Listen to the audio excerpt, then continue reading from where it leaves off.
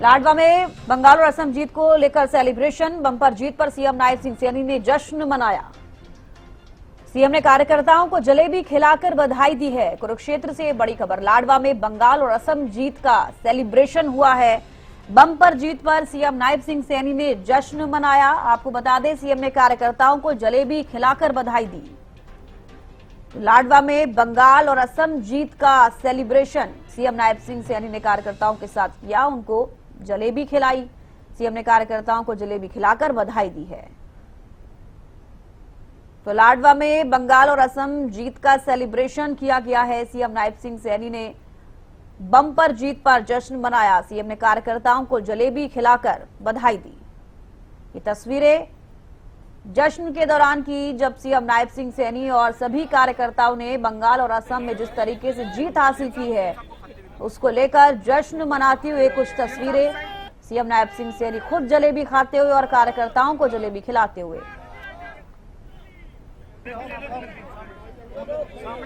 तो जश्न की तस्वीरें कुरुक्षेत्र के लाडवा से। लाडवा में बंगाल और असम जीत का सेलिब्रेशन करते हुए देखिए जलेबियां कार्यकर्ता खाते हुए नजर आ रहे हैं। खुद सीएम नायब सिंह सैनी ने भी जलेबी खाई है, जश्न मनाया है। ये बंगाल और असम में जिस प्रकार से जीत हुई है बीजेपी की, उसको लेकर यहां पर जश्न मनाया गया। और ये जश्न की तस्वीरें, सीएम ने कार्यकर्ताओं को जलेबी खिलाकर बधाई दी।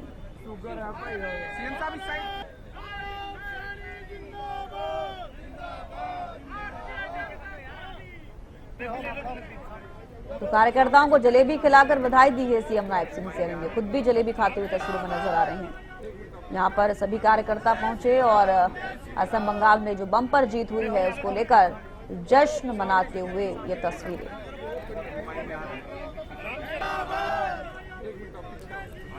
बम्पर जीत पर सीएम नायब सिंह सैनी ने जश्न मनाया। सभी कार्यकर्ता कुरुक्षेत्र के लाडवा में असम और बंगाल पर जो जीत हासिल की है बीजेपी ने, उसको लेकर जश्न मनाते हुए बम्पर जीत, सीएम नायब सिंह सैनी ने जश्न मनाया। सभी कार्यकर्ताओं के साथ जलेबी खाई और सभी को बधाई दी है।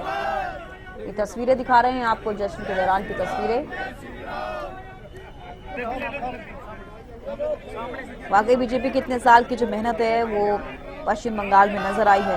हालांकि असम में सरकार एक बार फिर से बीजेपी की रिपीट हुई, बड़ी उपलब्धि बीजेपी को मिलती हुई नजर आई है। इसमें जश्न लाजमी है मनाना। ऐसे में सीएम नायब सिंह सैनी कुरुक्षेत्र के लाडवा में अपने सभी कार्यकर्ताओं के साथ जश्न मनाते हुए जलेबी खाते हुए नजर आ रहे।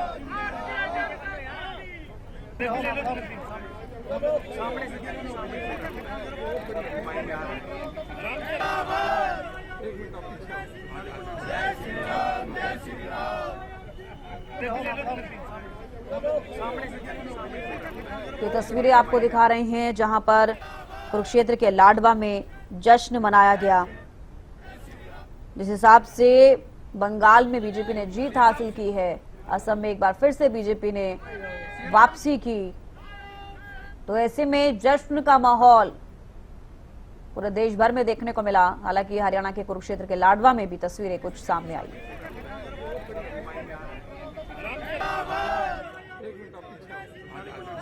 से प्यार करते हैं और आज वही कारण है लंबे समय के बाद जिस बंगाल की भूमि पर स्वामी विवेकानंद जैसे महान व्यक्तित्व हुए, जिस भूमि पर रविंद्रनाथ टैगोर जैसे व्यक्तित्व हुए, जिस भूमि ने नेताजी सुभाष चंद्र बोस जैसे महान व्यक्तित्व किए, जिस भूमि ने वंदे मातरम गीत पूरे देश के अंदर युवाओं में एक उत्साह और जोश भरने का काम वो किया है, और जिस भूमि ने डॉक्टर श्यामा प्रसाद मुखर्जी जैसा महान व्यक्तित्व, जिन्होंने एक संविधान एक प्रधान की यात्रा और उस मुहिम को खड़ा किया, ऐसे डॉक्टर श्यामा प्रसाद मुखर्जी की वो भूमि आज कमल का फूल खिला है। लंबे समय तक बंगाल का शोषण करते रहे हैं, चाहे कम्युनिस्ट थे चाहे ममता दीदी थी।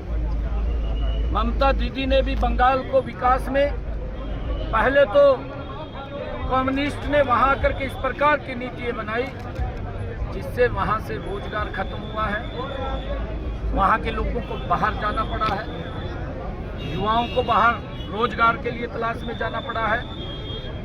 और जिस प्रकार से वहां पर ममता दीदी ने कम्युनिस्ट से ज्यादा अत्याचार वहां के लोगों पे किया है, किस प्रकार से दंगे होते थे, अपनी राजनीतिक स्वार्थ सिद्धि के लिए किस प्रकार से वो लोगों को बलि चढ़ा देते थे। आज इन सब बातों से बंगाल मुक्त हुआ है। आज बंगाल मोदी जी के नेतृत्व में एक विकसित बंगाल की तरफ गति से बढ़ेगा। चारा के लिए 526 करोड़ 45 लाख रुपए का बजट है। साथियों, बहुत बड़ा अंतर हमें दिखाई देता है। मुझे खुशी है हमारे सभी गौ भक्तों, वेदों में भी साथियों गाय की महिमा व्यापक रूप से उसका वर्णन किया गया है। साथियों, हमारे वेदों और पुराणों में गाय को समृद्ध और शांति जीवन का आधार वो माना गया है। साथियों, गौ सेवा, गौ पालन और गौ रक्षा का किसी न किसी रूप में हमारे धर्म ग्रंथों में उल्लेख मिला है, उनके बारे में वर्णन मिलता है। इसीलिए हमारे देश में गाय आदि काल से ही साथियों पूजनीय रही है। साथियों, पौराणिक कथाओं के अनुसार गाय में सभी देवी देवताओं निवास करते हैं, ऐसा साथियों माना गया है। गाय को आध्यात्मिक और दिव्य गुणों की ये खान भी कहा गया है, उसकी स्वाभिमानी भी कहा गया है। साथियों, हमारे ग्रंथों और वेदों में कहा जाता है कि देवताओं और असुरों के बीच जो समुद्र मंथन हुआ था, उस समुद्र मंथन से निकले 14 रत्नों में से एक गौ माता हमारी कामधेनु ये गाय थी। साथियों, गाय की इस महत्ता को देखते हुए धार्मिक और सामाजिक संगठनों द्वारा गौशालाओं की स्थापना की गई है। साथियों, हमने गौशालाओं के विकास और उनके गौ संरक्षण, प्राकृतिक कृषि को साथियों प्रोत्साहित करने की दिशा में हमारी सरकार महत्वपूर्ण कदम उठा रही है। साथियों, मैंने 26-27 में बजट में 7 नए राजकीय पशु औषधालय खोलने का प्रावधान किया था। मैंने पिछले बजट के अंदर बोला था, इनमें हमने साथियों मुसनौता, नांगल जाट और शिव गौशाला, मतलौडा, मोरखेड़ी, बडौली, बहलौली और दहमन और गोभ्यारण्य नैन, वहां पर हमने ये राजकीय पशु औषधालय खोलने का काम ये किया है। और इसके अलावा साथियों, हमने कारियादू, डूंडवा और मोहम्मदपुर अहीर और ममरिया आसनपुर में 4 नए राजकीय पशु चिकित्सालय खोले जाएंगे। इसकी व्यवस्था मैंने बजट के अंदर की थी। साथियों, मैं ये भी बताना चाहूंगा कि 2014 हरियाणा में 215 गौशालाएं पंजीकृत थी 2014 तक, और उनमें केवल 1,75,000 गौवंश का ही संरक्षण होता था। लेकिन साथियों, इस समय हरियाणा प्रदेश के अंदर 697 गौशालाएं पंजीकृत हैं। इनमें लगभग 4 लाख से अधिक बेसहारा गौ माता का पालन पोषण इन गौशालाओं के अंदर होता है। साथियों, पंजीकृत गौशालाओं में हमने 350 ऐसी गौशालाएं हैं जिनके अंदर हमने सोलर प्लांट लगाए गए हैं। 26-27 में प्रदेश की सभी पंजीकृत गौशालाओं को सौर ऊर्जा आधारित परिसरों में ये परिवर्तित करने का भी हमने निर्णय लिया है। हम गौशालाओं में 2 रुपए प्रति यूनिट की दर से बिजली उपलब्ध करा रहे हैं। साथियों, पहले जमीन की रजिस्ट्री अगर गौशाला के लिए हम लेते थे तो उसके ऊपर 1% की स्टैंप ड्यूटी लगती थी। हमने आकर के उसको 0 किया है। अब गौशाला के लिए कोई भूमि रजिस्टर्ड कराता है तो उसका कोई पैसा स्टैंप ड्यूटी नहीं लगती है। साथियों, गौशालाओं में गौवंश के स्वास्थ्य के जांच के लिए भी हमने पशु चिकित्सकों की व्यवस्था की है। साथियों, हमने 3000 से ज्यादा गौशालाओं में, जहां गौ माता रहती है, 3000 से ज्यादा जिस गौशाला में रहती है, उसमें हमने सप्ताह में एक दिन एक पशु चिकित्सक की ड्यूटी लगाने का हमने काम किया है। और इसके अलावा जिन गौशालाओं में 3000 से कम वाली गौशालाएं हैं, उनमें सप्ताह में एक VLDA डॉक्टर की ड्यूटी लगाई गई है। हमने मोबाइल पशु चिकित्सालय की सेवाएं भी गौशालाओं के लिए उपलब्ध कराई जा रही है। साथियों, प्रदेश में बेसहारा गौवंश से मुक्त करना हमारी सरकार की प्राथमिकता है। साथियों, इसके लिए हमने 2 गौ अभ्यारण्य की स्थापना भी की गई है। एक गांव नैन में और जो जिला पानीपत में है, दूसरा गांव डुंडर में जो हिसार जिला में है, वहां बनाए गए हैं। साथियों, हमने इनमें शेड की व्यवस्था की बात हो या पानी की व्यवस्था की बात हो, चारे की व्यवस्था की बात हो, ये सारी व्यवस्थाएं उनमें की गई हैं। साथियों, इसके लिए हमने 8 करोड़ रुपए की राशि भी जारी की जा चुकी है। साथियों, प्रदेश में बेसहारा गौवंश के पुनर्वास के लिए हमने वित्त वर्ष 2025-26 में 51 गौशालाओं को शेड बनाने के लिए 10 लाख रुपए प्रति गौशाला शेड अनुदान देने का काम भी किया है। साथियों, उसका प्रावधान किया है और इनमें से 21 गौशालाओं में शेड बनाने हेतु अनुदान भी दिया जा चुका है। साथियों, गौ माता को पहले जैसा सम्मान दिलाने के लिए हमने देसी नस्ल की गायों के संरक्षण व संवर्धन के लिए भी हम कारगर कदम उठा रहे हैं।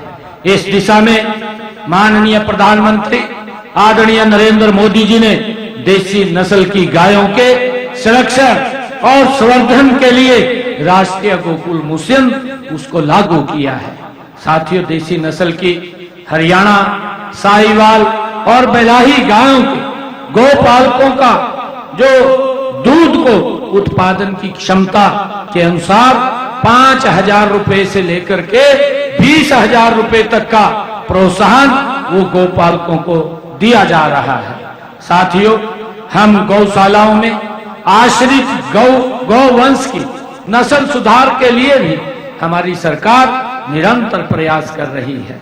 साथियों, सड़कों पर घूम रही बेसहारा गौवंश को पकड़कर अपनी गौशाला में लाने के लिए हमारे गौशाला के जो प्रतिनिधि हैं, उनको जो प्रति बछड़ा या बछड़ी है उसको 300 रुपया, और गाय को पकड़ करके गौशाला में लाते हैं उसको 600 रुपया, और नंदी को पकड़ करके लाते हैं तो उसको 800 रुपया मानदेय के रूप में देने का काम ये हमने उसमें प्रावधान किया है। साथियों, इसके लिए 4 करोड़ रुपए का बजट भी हमने स्वीकृत किया है। साथियों, हरियाणा सरकार गौशालाओं को आत्मनिर्भर बनाने के लिए व्यापक प्रयास भी कर रही है। गौशालाएं गाय के गोबर और गौमूत्र से प्राकृतिक फिनाइल और फास्फेट से भरपूर जैविक खाद, गोबर के बर्तन और गोबर से प्राकृतिक पेंट और गमला, दिया, धूप, साबुन, अन्य उत्पाद हमारी गौशालाएं बना रही हैं। और हमारी सोच है कि सभी गौशालाएं वो आत्मनिर्भर बने, वो किसी के ऊपर निर्भर ना रहे। साथियों, हमने इसी कड़ी में पंचगव्य आधारित उत्पादों के अनुसंधान और विकास के लिए हरियाणा गौवंश अनुसंधान केंद्र सुखदर्शनपुर पंचकुला में भी इसकी स्थापना की गई है। हमने गौ माता की सुरक्षा के लिए एक सख्त कानून भी हमने बनाया है, हरियाणा गौवंश संरक्षण व गौ संवर्धन अधिनियम 2015, जिसको हमने लागू किया है। साथियों, इस कानून के गौ हत्या करने वाले व्यक्ति को 10 वर्ष तक की कारावास तथा अवैध गौ तस्करी करने वाले व्यक्ति को 7 वर्ष तक की कैद का प्रावधान हमने इस कानून के अंदर किया है। साथियों, गौशालाओं के संचालन में समाज की अत्यंत महत्वपूर्ण भूमिका होती है। सरकार सहयोग कर सकती है, परंतु हमारे जो सामाजिक लोग हैं, जो गौ माता के साथ वो जुड़े होते हैं, जो प्रेम करते हैं, समाज के ही आशीर्वाद से हमारी गौ माता ये फल फूल रही है। साथियों, संसाधन सरकार दे सकती है, लेकिन सेवा और समर्पण समाज के सहयोग से ही वो संभव होता है।